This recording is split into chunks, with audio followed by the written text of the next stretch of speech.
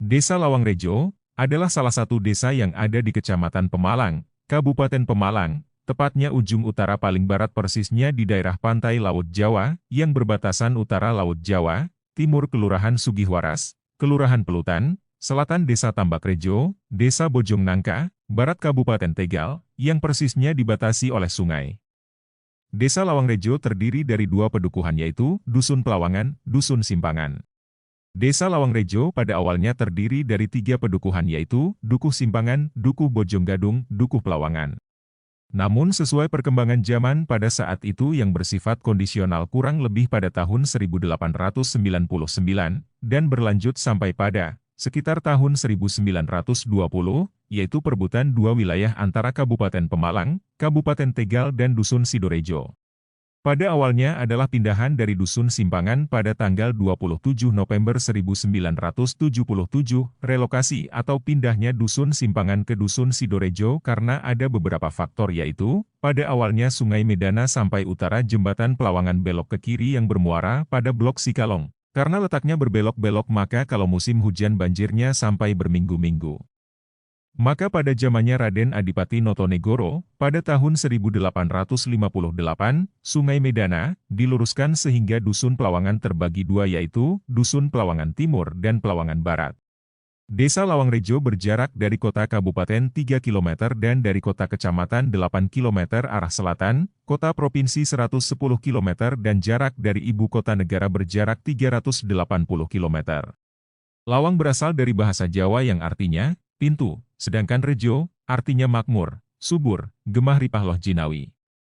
Bisa diartikan juga pintu kemakmuran bagi masyarakat Kabupaten Tegal yang mau ke Pemalang, karena dalam sejarah bahwa Kabupaten Pemalang lebih dulu ada ketimbang kota Tegal. Kata lawang juga terdapat dalam sejarah Mataram akhir Hindu dan Mataram awal Islam. Hal itu terbukti dalam peninggalan atau prasasti Lawang Watu yang ada di Dusun Pelawangan Timur, yaitu pintu yang terbuat dari batu alam, panjang 2 meter, lebar ambang 1 meter, yang sekarang masuk dalam cagar budaya Lawang Watu. Dari situlah rupanya para sesepuh menamakan Desa Lawangrejo. Pada zamannya Raden Tumenggung Suro Hadikusumo, pada tahun 1862, sampai dengan 1879 Masehi, di daerah Pantai Widuri, saat itu belum menjadi Pantai Widuri, ditemukan jenazah seorang lelaki yang konon ceritanya adalah Syekh Maulana Samsudin, kerabat dari Kerajaan Mataram, yang akan melakukan perjalanan ke Cirebon, tetapi belum sampai ke Cirebon di Desa Widuri beliau dibunuh. Namun oleh masyarakat sekitarnya tidak dimakamkan, berita ditemukannya jenazah sampai ke Raden Tumenggung Suro Hadikusumo. Kemudian Raden Tumenggung Suro Hadikusumo memberikan woro-woro Jawa sayembara. Sopo wonge utawa sanak kadang sing ono ing tepes wiringe wewengkon tlatah Pemalang. Saat itu bukan Pemalang. Gelem ngubur jasade Syekh Maulana Samsudin bakal tak paringi ganjaran. Hanya masyarakat Lawangrejo yang mau memakamkan jenazah Syekh Maulana Samsudin. Kemudian Raden Tumenggung Suro Hadikusumo, beliau memberikan odo-odo bahasa Jawa maklumat, yang artinya burung belibis ini akan aku terbangkan dan sejauh mana burung belibis ini turun maka itulah upah atau hadiah bagi warga masyarakat Desa Lawangrejo. Ternyata burung belibis turun pas di Sungai Susukan. Sejak itulah makam Syekh Maulana Samsudin sampai ke Kali Susukan masuk wilayah Desa Lawangrejo, dan dibuktikan tercatatnya tanah tersebut dimaksud saat itu masuk dalam kekayaan Desa Lawangrejo. Sebagai bengkok Desa Lawangrejo yang terletak di Kelurahan Widuri. Asal-usul Pantai Widuri.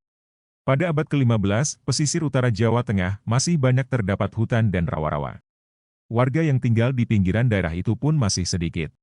Di pesisir, yang sekarang menjadi Kabupaten Pemalang, itu hiduplah sepasang suami istri, yaitu Kaki dan Nyai Pedaringan.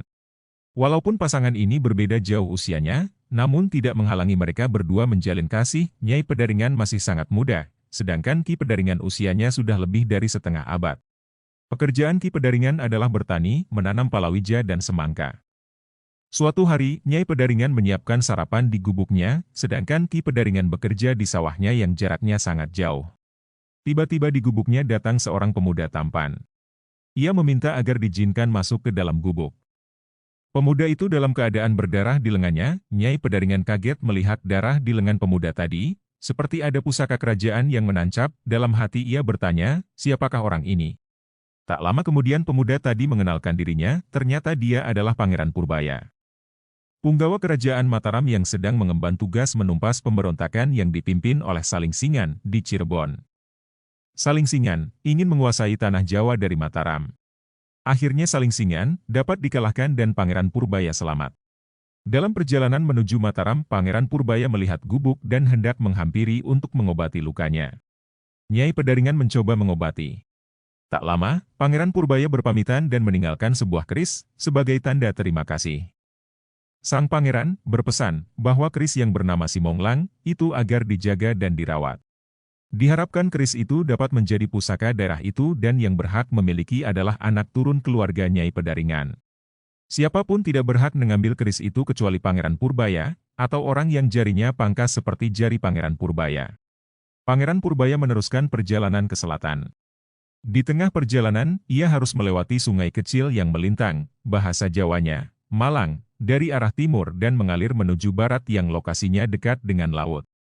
Dia seperti mendapat ilham dari Yang Maha Kuasa untuk menamai daerah tersebut Pemalang. Sore hari, Ki Pedaringan baru sampai di gubuknya. Ki Pedaringan kesal dan heran karena biasanya Nyai Pedaringan membawakan makanan tetapi sampai sore Nyai Pedaringan tidak datang. Kesal menjadi curiga karena melihat Nyai Pedaringan membawa sebuah keris yang biasanya dimiliki oleh seorang lelaki. Nyai Pedaringan menjelaskan dari mana ia mendapatkan keris itu. Tapi Ki Pedaringan tidak mau menerimanya. Keduanya bertengkar. Akhirnya Nyai Pedaringan mencabut keris untuk membuktikan rasa cintanya. Ia memotong jarinya. Darah segar mengalir dari jari-jarinya yang lentik. Nyai Pedaringan bersumpah. Jika darah yang ia teteskan di bunga widuri, yang putih berubah menjadi ungu, pertanda bahwa cintanya masih suci. Bunga widuri itu pun berubah warna menjadi ungu. Melihat kejadian tadi, Ki Pedaringan menyesal dan meminta maaf kepada Nyai Pedaringan. Untuk menebus kesalahannya, Ki Pedaringan menyusul Pangeran Purbaya. Tapi sampai saat itu Ki Pedaringan tidak pernah kembali. Nyai Pedaringan yang dijuluki Nyai Widuri hidup sendiri dengan bayi yang masih ada dalam kandungannya. Sampai akhir hayatnya Nyai Pedaringan menjadi janda. Sekarang nama Widuri diabadikan menjadi nama desa tempat Nyai Widuri pernah tinggal. Sejarah asal-usul nama Widuri merupakan rangkaian kisah asmara dua pasangan suami istri antara Nyai Tanjang dan Ki Tanjang.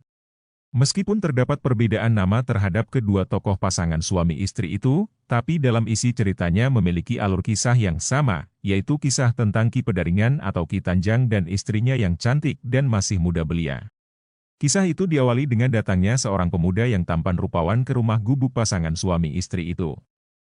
Saat itu Nyai Tanjang tengah memasak, sementara Ki Tanjang sedang pergi mencari kayu bakar. Datanglah Purbaya tiba-tiba dengan keadaan sekujur tubuhnya penuh luka dan berdarah, untuk meminta pertolongan. Pangeran Purbaya adalah punggawa Kerajaan Mataram yang sedang mengemban tugas menumpas pemberontakan yang dipimpin oleh Salingsingan di Cirebon. Salingsingan ingin menguasai tanah Jawa dari Mataram saat itu. Saat sedang diobati, banyak prajurit Cirebon pimpinan Salingsingan yang mencari Pangeran Purbaya. Nyai Pedaringan yang dijuluki dengan nama Nyai Tanjang, selalu menutupinya dengan menjawab tidak tahu. Dikisahkan setelah selesai diobati dan prajurit musuh yang mencarinya sudah dipastikan jauh, maka Pangeran Purbaya pamit dan menitipkan pusaka Mataram kepada Nyai Tanjang. Saat itulah, Pangeran Purbaya memberi nama Nyai Tanjang dengan Nyai Iduri. Dinamakan Nyai Iduri karena atas ucapannya yang berbohong dengan mengatakan tidak tahu saat ditanya di mana Pangeran Purbaya, kepada prajurit Salingsingan. Iduri, idu yang berarti air ludah dan ri yang berarti duri atau bohong. Pada perkembangannya, istilah Iduri oleh masyarakat setempat mengalami penyesuaian kata dengan sebutan kata Widuri.